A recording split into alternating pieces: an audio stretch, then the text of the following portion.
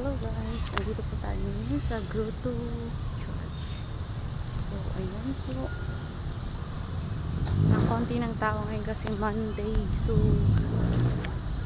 sinadya po talaga namin pumunta dito ng Monday para kukunti yung tao at saka tahimik.